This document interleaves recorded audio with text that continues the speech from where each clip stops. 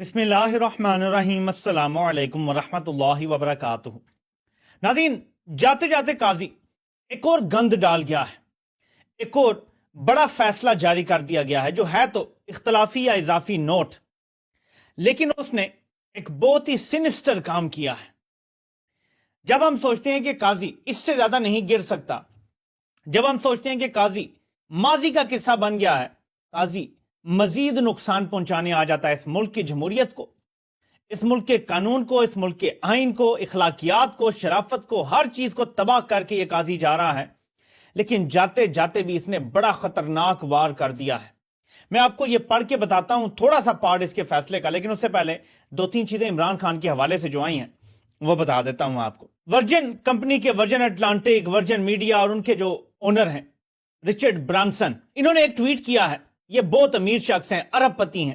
عمران خان کے ساتھ ان کی ایک بڑی پرانی کرکٹ کے میدان کی ایک تصویر بھی موجود ہے جنہوں نے پوسٹ کیا، اور یہ لکھا ہے: It's not cricket. Imran Khan should be released immediately by Pakistan's authorities. His arbitrary detention casts a dark shadow on respect for democracy and rule of law in Pakistan. Inter parliamentary union جو ہے، جو پوری دنیا میں جو parliaments ہیں ان کا United nation کہہ سکتے ہیں آپ، انہوں نے کہا ہے کہ committee on the human rights of parliamentarians updated IPU 149 on their caseload. In Pakistan, opposition leader Imran Khan and his colleagues face ill treatment and arbitrary detention. The CHRP calls for their immediate release. اس کا مطلب ہے کہ جو inter parliamentary union ہے اس نے بھی عمران خان کی قید کو غیر قانونی اور سیاسی بنیادوں پہ قرار دے دیا ہے اور ان کی امیڈیٹ ریلیز کا مطالبہ کر دیا ہے۔ اس سے پہلے عمران خان کی ریلیز کا مطالبہ آ چکا ہے اور وہ یونائٹڈ نیشن کے ادارے سے براہ راست آ چکا ہے۔ اس حوالے سے جو یہاں پہ آئینی ترامیم ہوئی ہیں اور آئین اور قانون کے ساتھ کھلواڑ کیا گیا ہے، اس حوالے سے بھی ہم دیکھ لیتے ہیں۔ یہ عالمی میڈیا ہے، اس میں الجزیرہ ہے، گارڈین ہے، وائس آف امریکہ، پیننسولا ہے، خلیج ٹائمز ہے، ڈیلی جرنل ہے، بہت سارے اخبارات ہیں آپ دیکھ سکتے ہیں، گلف ٹوڈے ہے، بلومبرگ UK ہے۔ ان سب نے لکھا ہے ایک ہی قسم کا کہ پاکستان میں عدلیہ کو قابو کر لیا گیا ہے، تباہ کر دیا گیا ہے، برباد کر دیا گیا ہے۔ بلکہ جو سب سے خطرناک ان کے لیے صورتحال پیدا ہوئی ہے وہ ICJ نے جو لکھا ہے، جو لکھا گیا ہے وہ بڑا خطرناک ہے ان کے لیے۔ Pakistan 26th constitutional amendment is a blow to the independence of the judiciary. These amendments are an attempt to subjugate the judiciary and bring it under the control of the executive, betraying fundamental principles of the rule of law, separation of powers, and the independence of the judiciary. These changes bring an extraordinary level of political influence over the process of judicial appointment and the judiciary's own administration. یہ secretary general international commission of jurist ہیں Santiago canton, یہ ان کا بیان ہے۔ اور ICJ نے اس پہ جو اوور آل بڑا زبردست رد عمل دیا ہے، جو یہ امینڈمنٹس آئی ہیں 26 امینڈمنٹ جس کو کہا گیا ہے کہ بڑی جمہوریت کی جیت ہے، پوری دنیا سے اس کو ڈونٹ ہی بھیجا گیا ہے۔ ان کو ڈونٹ ہی وصول کرنے پڑیں گے ساری دنیا سے۔ ہم نے جو انٹرنیشنل چارٹر سائن کیے ہوئے ہیں نا یونائٹڈ نیشن کی چھتری کے نیچے، ان سب کی خلاف ورزی کر رہے ہیں۔ عمران خان کی جیل بھی ان کی خلاف ورزی ہے، جس طرح سے رکھا گیا، جس طرح سے انہیں ٹارچر کیا جا رہا ہے، سولٹری کنفائنمنٹ میں رکھا ہوا ہے، اور جس طرح سے یہ امینڈمنٹ پاس کی، یہ بھی تمام چارٹر جو ہم نے دستخط کیے ہیں ان کی خلاف ورزی ہے۔ پھر اتنا کھلے عام یہ کیسے کر رہے ہیں؟ کیوں ان کو GSP+ کا خطرہ نہیں ہے؟ کیوں یورپی یونین نہیں کہتا کہ ہم آپ کا GSP+ ختم کریں گے؟ میں آپ کو بتا رہا ہوں، عمران خان کے دور میں چھینک مارتے تھے نا تو یورپی یونین کا پیغام آ جاتا تھا کہ آپ کا GSP+ خطرے میں پڑ گیا ہے۔ یہی منظور پشتین جب یورپی یونین کا لاڈلا ہوا کرتا تھا، عمران خان کے دور میں تھوڑا سا بولتا تھا نا، یورپی یونین کا فوراً بیان آتا تھا، امریکہ کا بیان آتا تھا کہ ڈسنٹنگ وائسز کو بولنے دیا جائے، ان کو اظہار کرنے دیا جائے۔ اب ان پہ گولیاں بھی چلا دیں، کوئی بیان نہیں امریکہ کا، کوئی بیان نہیں یورپی یونین کا، برطانیہ کا کوئی بیان نہیں۔ تو کیا سمجھ آ رہا ہے آپ کو کہ عالمی قوتوں کی مرضی سے یہ سارا کچھ رچایا جا رہا ہے؟ ایسے میں امید کی جو ایک کرن ہے جو پاکستانی قوم دیکھ رہی ہے، ویسے ہم بھی کتنے عجیب ہیں کہ امید ہمیں ابھی بھی اغیار سے ہے، غیروں سے ہے، اور وہ امید لوگوں کو لگی ہوئی ہے ایک دن ٹرمپ جیتے گا اور یہ جو انپریسیڈنٹڈ سپورٹ ہے امریکہ کی پاکستانی رجیم کو، یہ ختم ہو جائے گی۔ کوئی یہ نہیں کہہ رہا کہ ٹرمپ آئے گا تو وہ عمران خان کو رہا کر دے گا، وہ یہ کہہ رہے ہیں کہ جیسے ہی ٹرمپ آئے گا، امریکہ جو ہماری حد سے زیادہ سپورٹ کر رہا ہے ظلم کے اوپر، جبر کے اوپر، یہ جو دہشت پھیلائی ہوئی ہے، یہ سپورٹ ختم ہو جائے گی۔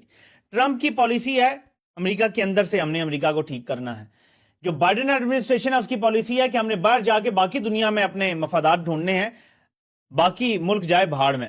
ڈونلڈ ٹرمپ 63.4% اور کمالا ہارس جو ہے وہ 36.4% ہے. یہ ان کا ریٹ چل رہا ہے اس ٹائم.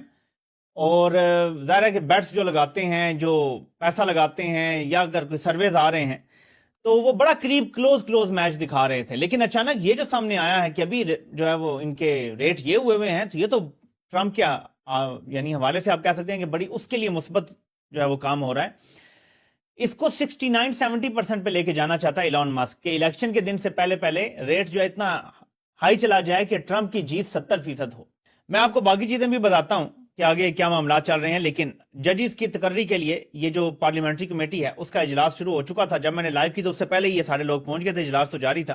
3 نام ان کو دے دیے گئے ہیں. قاضی فائز عیسیٰ نے بھیجا ہے یہ اپنے رجسٹرار کے ذریعے, جس میں منصور علی شاہ, منیب اختر اور یحییٰ افریدی ہیں. تینوں میں سے کسی ایک کو چیف جسٹس لگایا جائے گا. لیکن آپ دیکھیں گے جو کہتے ہیں ہم نے 26ویں آئینی ترمیم میں بڑا کارنامہ کیا ہے, انہوں نے 26ویں آئینی ترمیم میں آرٹیکل 185 کے کلاس 2 کے پیراگراف ڈی میں 50,000 کے الفاظ کو 1 ملین سے تبدیل کر دیے. یعنی اگر آپ نے سپریم کورٹ میں اب اپیل کرنی ہے تو 50,000 فیس نہیں ہوگی, 10 لاکھ فیس ہوگی. اب مجھے بتائیں کوئی غریب سپریم کورٹ میں اپیل کر سکے گا کبھی؟ یہ کہتے ہیں ہم چاہتے تھے غریبوں کو انصاف ملے, یہ انصاف دلانے جا رہے ہیں. 10 لاکھ روپیہ کون سا غریب افورڈ کر سکتا ہے کہ وہ جا کے اپیل کرے؟ لوگ تو ویسے ہی اپنے گھر کا سامان گھر تک بک جاتے ہیں لوگوں کے, ہمارے سپریم کورٹ تک انصاف لیتے لیتے. تو اب اگر یہ بھی ہوگا, وکیل کی بھی فیس کیسے, کہ غریب بندے سے تو انصاف انہوں نے دور کر دیا, غریب بندہ کہاں سے لائے گا اتنے پیسے؟ یعنی اس طرح سے غریب کی پہنچ سے انصاف کو دور ہی کر دیا گیا ہے. لیکن نعرے لگ رہے ہیں جی ہم نے 26ویں آئینی ترمیم کر دی. 18ویں ترمیم بھی اسی لیے لائی گئی تھی کہ ہم عدلیہ کو قابو کر لیں, اپنے نیچے لگا لیں, اور پھر ہماری کرپشن کو روکنے والا, ہمیں ہٹانے والا, ہمیں کٹہرے میں کھڑا کرنے والا کوئی نہ بچے. یعنی اگر کوئی آزاد جج آ بھی جاتا ہے, چیف جسٹس بن جاتا ہے, کچھ اچھے کوالٹی ججز آ جاتے ہیں, تو ہم سے سوال نہ پوچھیں, ہم قابو میں رکھیں. پھر 19ویں ترمیم ہوئی تو یہ چیز ختم ہوئی اور عدلیہ کو اور ایگزیکٹو کو علیحدہ کیا گیا. اب دوبارہ سے ایگزیکٹو نے اپنا کنٹرول کر لیا ہے عدلیہ پہ. یہ ہے 26ویں آئینی ترمیم. لیکن اب آپ کو بتاتا ہوں کہ قاضی کیا گیم ڈال گیا ہے. قاضی نے یہ فیصلہ جاری کیا ہے مخصوص نشستوں کے کیس میں جو اختلافی نوٹ ہوتا ہے. 2 ججز ہیں, جمال خان مندوخیل اور قاضی صاحب, ان دونوں نے کیا, اور اس میں قاضی نے اپنے اضافی نوٹ بھی لکھا ہے. اب اس میں قاضی نے ایک بڑی گیم ڈال دی ہے, یہ ہم ذرا پڑھتے ہیں. ججز may decide or dispose of a case as per their understanding of the constitution and the law, but it is critical that the case must be decided or disposed of. Permitting appropriate application to be filed by the ECP or the PTI meant that the case was not decided or disposed of. This, coupled with the stated timelines, effectively kept the appeals pending in civil cases. After a judgment is pronounced, the decree follows. In constitutional cases, too, a judgment can be executed provided it is finally and conclusively decided. The majority's short order and the majority's judgment did not conclude the appeals. The well-written, trodden legal path was abandoned by the majority, which created unnecessary and avoidable problems. Since the appeals were not finally decided, there was no decision which could be stated to be binding in terms of Article 189 of the Constitution. Similarly, contempt of court proceedings for any non-compliance of the order of the court under Article 204 of the Constitution cannot be initiated. The right of review, which Article 188 of the Constitution grants, was also effectively negated. یہ بڑی خطرناک game ڈالی ہے قاضی نے کہ یہ جو bench تھا جس نے شارٹ آرڈر دیا تھا, کیونکہ انہوں نے خود کہا تھا کہ آپ کو کوئی ابہام ہو تو آپ ہم سے پوچھ سکتے ہیں, اس کا مطلب ہے کہ انہوں نے فائنل فیصلہ نہیں دیا تھا, اور کیونکہ فائنل فیصلہ نہیں دیا تھا اس لیے اگر آپ اس پہ عمل درآمد نہیں کرتے تو آپ پہ توہین عدالت بھی نہیں لگ سکتی, آپ کے خلاف کوئی کارروائی نہیں ہو سکتی, کیونکہ کارروائی تو جاری ہے. آپ نے خود کہا الیکشن کمیشن کو کہ آئیں ہم سے پوچھ لیں اگر کوئی مسئلہ ہے, پی ٹی آئی کو کہا ہے کہ آپ کو کوئی مسئلہ ہے ہم سے پوچھ لیں. یعنی یہ کیس جاری تھا, فائنلٹی اختیار اس نے نہیں کی تھی, اس لیے نہ توہین عدالت لگے گی الیکشن کمیشن پہ, کسی پہ نہ ماننے پہ کوئی کسی قسم کا کوئی کارروائی نہیں ہوگی, اور قاضی صاحب نے ان کو کلین چٹ دے دی ہے. یہیں سے بنیاد بنے گی آگے. اب کچھ لوگوں سے میرا اختلاف ہے, کچھ لوگ یہ کہہ رہے ہیں کہ جب اس مسئلے کا ریویو لگے گا تو اسی بینچ کے سامنے لگے گا جس نے یہ کیس سنا تھا. میرا اختلاف ہے, حالانکہ میں وکیل نہیں ہوں, میں غلط ہو سکتا ہوں, آپ بھی اپنی رائے رکھیں, ہر بندہ اپنی رائے رکھتا ہے. انہوں نے اب یہ آئین بنا دیا ہے کہ جو کانسٹیٹیوشن سے ریلیٹڈ کیسز ہیں وہ صرف آئینی بینچ سنے گا. آئینی بینچ کو سپیریئر اختیار حاصل ہے نارمل صورتحال سے. اب وہ آئینی بینچ اگر 5 ججز پر بھی ہوگا تو اس کو سپیریورٹی حاصل ہوگی over any thing that happen in the past. لوگ کہہ رہے ہیں کہ کیونکہ یہ فل کورٹ نے سنا تھا اور فیصلہ 8 ججز کا تھا, ان کے بغیر تو یہ ریویو ہو ہی نہیں سکتا. ہو سکتا ہے یہ بات درست اور میں غلط ثابت ہو جاؤں، لیکن میری ادنا سی رائے میں اگر اس کا ریویو لگتا ہے تو یہ کانسٹیٹیوشن بینچ سنے گا. اس بینچ میں 8 ججز کا یہ فیصلہ ہے نا، اکثریتی 8 ممبر بینچ بٹھایا جا سکتا ہے، جس میں یہ سارے جج ایسے لگا سکتی ہیں جیسے میں آپ کو نام بتا دیتا ہوں: امین الدین خان، جمال خان مندوخیل، نعیم اختر افغان، پھر مسرت ہلالی صاحبہ 4، پھر اس میں مظہر عالم میاں خیل جو ایڈ ہاک جج ہیں، سردار طارق مسعود ایڈ ہاک جج ہیں. 6 جج تو یہ ہو جاتے ہیں. 2 جج اگر یا 3 4 5 بھی لگا دیے جائیں دوسرے، تو آپ مجھے بتائیں ریویو تو اوور ٹرن ہو جائے گا، فیصلہ اکثریت سے بدل جائے گا. کیونکہ آئینی بینچ بنانے کا اختیار اب کسی سپریم کورٹ کی کمیٹی یا اس کے پاس نہیں ہے. یہ سارے کام اب پارلیمنٹ کی کمیٹی یا جوڈیشل کمیشن یہ کریں گے، جس میں حکومت کی اکثریت ہے ہر لحاظ سے. تو جب بینچ ہی حکومت بنا رہی ہے تو وہ اپنی مرضی کا بینچ بنا لے گی. سو ایدر وے، ویسے تو میرے خیال میں اگر 5 ممبر بھی آئینی بینچ بنے گا تو وہ سپیریئر ہی ہوگا پچھلے کسی بینچ سے، اور وہی اس کی ریویو پٹیشن دیکھے گا. اور کرنا کیا انہوں نے، اختر مینگل صاحب کی پارٹی کے جن ایک سینیٹر نے 2 نے ووٹ دیا، ایک نے استعفیٰ دے دیا ہے. پی ٹی آئی بھی اپنے سینیٹر زرکا سے اور ان کے خلاف کارروائی کرنے کا کوشش کرے گی. پتہ نہیں ان کو ڈی سیٹ ہونے دیا جائے گا یا نہیں، لیکن یہ ڈی سیٹ اگر کروا دیں تو یہ پنجاب سے نون لیگ کا سینیٹر بنوا لیں گے، بلوچستان سے پیپلز پارٹی یا نون لیگ اپنا سینیٹر بنوا لیں گے. اس کے علاوہ خیبر پختونخوا میں ابھی سینٹ کے الیکشن ہونے ہیں، 11 یا 13 سیٹیں، جتنی بھی مجھے اب صحیح ایگزیکٹلی یاد نہیں آتی، 11 ہیں یا 13 ہیں. اس میں 3 سے 4 سینیٹر یہ حکومت اپنے بنوا لے گی مخصوص نشستوں کی ریویو پٹیشن جیتنے کے بعد. تو ان کو پھر فضل الرحمان کی ضرورت نہیں رہے گی. مخصوص نشستیں ان کو ملنے کے بعد قومی اسمبلی میں بھی 2/3 کے نمبر پورے ہو جائیں گے، اور سینٹ میں بھی 4-5 سینیٹرز ملنے کے بعد ان کے نمبر پورے ہو جائیں گے. پھر کسی کو اغوا کرنے کی ضرورت بھی نہیں رہے گی، پھر رات کو 12 بجے بھی کرنے کی ضرورت نہیں رہے گی. اور پھر آئے گی 27ویں آئینی ترمیم، جس میں سویلینز کا ملٹری کورٹ میں ٹرائل، 9 مئی کے جتنے بھی ملزمان ہیں، فار ایگزامپل جیسے ڈاکٹر یاسمین راشد ہیں، عمر سرفراز چیمہ ہیں، اعجاز چودھری ہیں، میاں محمود الرشید ہیں، ڈاکٹر یاسمین راشد کا میں نے شاید نام لیا ہے، پھر باہر جو ابھی یہ لوگ پھر رہے ہیں، عالیہ حمزہ ہیں، صنم جاوید ہیں، طیبہ راجہ ہیں، اور بہت سارے ایسے لوگ ہیں، ان کے تو چلے نام میرے ایسے آگے ٹاپ آف مائی ہیڈ. تو یہ سارے لوگوں کا پھر ملٹری کورٹ میں ٹرائل ہوگا. یہ ترمیم بھی آئے گی. تو پھر رستہ کیا ہے؟ رستہ عوام کے پاس ایک ہی ہے، اور اس کے لیے میں نے آپ سے کہا تھا کہ کچھ نہ کچھ کرنا پڑے گا. دیکھیں اپنی طرف سے جتنی حرکت ہو سکتی ہے وہ ہوگی. واٹس ایپ کا ایک چینل میں بنا رہا ہوں جس کے ساتھ میں نے 5 سے 10 لاکھ لوگوں کو جوڑنا ہے. اس چینل پہ کوئی خبر، کوئی کچھ بھی شیئر نہیں ہوگا، کچھ بھی پوسٹ نہیں ہوگا. جب کال دینی ہوگی لوگوں کو باہر نکلنے کے لیے تو اس چینل پہ ڈیٹ، تاریخ، ٹائم اور کہاں پہنچنا ہے وہ ہوگا. اس چینل کو صرف وہ لوگ جوائن کریں جو اپنے گھر سے نکلنے کے لیے تیار ہوں گے. آج شام تک انشاءاللہ یہ چینل بنا کے میں لنک اپنے یوٹیوب پہ، ٹویٹر پہ، فیس بک پہ ہر جگہ ڈالوں گا. ہم میں سے ہر بندے کو یہ کوشش کرنی ہے. ہو سکتا ہے میں 10 لاکھ کا گول رکھوں تو میرے پاس 1000 بندہ بھی نہ جمع ہو، لیکن اگر 1000 بندہ یہ کرنا شروع کر دے کہ ہر بندہ 500 1000 بندہ جمع کر لے جو باہر نکلنے کے لیے تیار ہو، تو امیجن نمبر کہاں جاتا ہے. ٹھیک ہے، تو اس طرح ہم 10 لاکھ بندہ کر سکتے ہیں. 10 لاکھ بندہ ہم نے جمع کرنا ہے جو ایک کال پہ سیملٹینیسلی پورے ملک سے باہر نکلا ہے، ڈی چوک کی طرف چل پڑے. 10 لاکھ 1 ملین. کیونکہ جب اتنا بندہ لوگ سڑکوں پہ دیکھیں گے تو باقی دیکھا دیکھی خود ہی آ جائیں گے. تو 10 کا پھر 20-30 بننے میں بھی دیر نہیں لگے گی. اس کے لیے آج سے انشاءاللہ آغاز کرتے ہیں. اس کو مہینہ لگے، 2 لگیں، 6 لگیں، سال لگے، لیکن یہ اب کرنا ہی کرنا ہے انشاءاللہ. لوگوں کو اکٹھا کرنا ہے.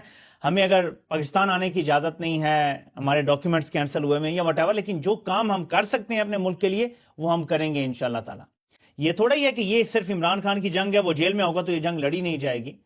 یہ جدوجہد ہونی ہے. اس ملک کو ہم نے بچانا ہے، یہ ہمارا ملک ہے. ہم اس میں آزادی سے سانس لینا چاہتے ہیں، جینا چاہتے ہیں. تو آپ سب نے میری مدد کرنی ہے پلیز. یہ میری آپ سے ریکویسٹ ہے. یہ انٹرٹینمنٹ چینل نہیں ہے، یہاں آپ کو مسالے دار خبریں نہیں ملیں گی. بلکہ آج کس نے مجھے ٹویٹ کیا کہ آپ ہمیشہ بری خبریں دیتے رہتے ہیں، ہارٹ اٹیک دیتے رہتے ہیں. تو میں ٹویٹ کرنے لگا تھا، پھر میں نے کی نہیں. تو میں آپ کو سنا دیتا ہوں کہ میں کرنے کیا لگا تھا. ٹویٹ میں یہ کرنے لگا تھا کہ عمران خان کی رہائی کا فیصلہ ہو گیا ہے، بنی گالہ میں صفائی شروع ہو گئی ہے. عمران خان سے رات کو اہم ترین شخصیت نے اڈیالہ جیل میں ملاقات کی ہے. عمران خان کے پاؤں پکڑ کے معافی مانگی ہے کہ آپ ہمیں معاف کر دیں، ہم سے غلطی ہو گئی ہے، اور بہت جلد شہباز شریف کی حکومت جانے والی ہے اور عمران خان کو اقتدار دے دیا جائے گا۔ یہ تو ہیں اچھی خبریں۔ اب یہ آپ سننا چاہتے ہیں تو یہ جھوٹ ہوگا نا بھائی، اگر میں آپ کو یہ بتا دوں، روز کہہ دوں جی تھم نیل پہ لکھ دوں عمران خان آنے والا ہے، بس 25 تاریخ کو وہ رہا ہونے والا ہے، میں یہ لکھ دوں گا، آپ کو خوشی ہوگی، آپ دیکھیں گے بھی زیادہ video. But this is not an entertainment channel, یہ لائف اینڈ ڈیتھ میٹر چل رہا ہے پاکستان میں اس ٹائم، سچویشن سیریس ہے، ہمیں سنجیدہ قوم کی طرح کھڑے ہونا ہے، ہاتھ میں ہاتھ ڈال کے کھڑے ہونا ہے، اپنے ملک کو بچانے کے لیے کھڑے ہونا ہے، ادھر ادھر نہیں دیکھنا کہ وہاں سے علی امین نکلے گا تو یہ ہوگا، ہم سب کو اپنے حصے کا کام کرنا ہے۔ تو وہ رب جو ابراہیم علیہ السلام کو آگ سے بچا سکتا ہے، جب وہ آگ میں گر گئے تھے تو میرے وطن بھی تو آج کل آگ کے گھیرے میں، آگ لگ چکی ہے، ہم نے اپنا ایمان مضبوط رکھنا ہے کہ وہ رب جس نے ابراہیم علیہ السلام کو دہتی ہوئی آگ میں سلامتی کے ساتھ رکھا اور بچایا، ہم بھی اپنے ایمان کے ساتھ کھڑے ہوں گے، ان کی سنت پہ چلیں گے، ان کے رستے پہ چلیں گے، تو انشاءاللہ تعالی ہمیں بھی اللہ بچائے گا۔ اللہ کے نبی حضرت محمد صلی اللہ علیہ وآلہ وسلم نے ہمیں یہی سکھایا ہے۔ مومن تو کبھی مایوس ہوتا ہی نہیں ہے، مایوسی کفر ہے۔ اسی لیے ہم بڑی سے بڑی ڈس اپوائنٹمنٹ کے بعد اس پلیٹ فارم سے دوبارہ اسی جذبے کے ساتھ میں بولتا ہوں اور آپ کو بتاتا ہوں کہ ہم نے ہار نہیں ماننی، جو مرضی ہو جائے، یزید کی بیعت نہیں کرنی، ہم نے رستہ حضرت امام حسین والا چننا ہے ہم نے انشاءاللہ، اور جیت انشاءاللہ ان کی پیروی کرنے والوں کی ہی ہوگی۔ ہمیشہ سے جب سے دنیا بنی ہے رستے دو ہی ہیں، اور اللہ پاک قرآن میں ارشاد فرماتے ہیں الا ان حزب اللہ هم المفلحون، جو اللہ کی فوجیں ہیں نا، جو اللہ کے رستے پہ چلنے والے ہیں، صرف وہی فلاح پانے والے ہیں۔ آپ سے انشاءاللہ پھر ملاقات ہوتی ہے۔ اللہ پاک سب کا حامی و ناصر ہو۔ سب کو سننے کا بہت بہت شکریہ۔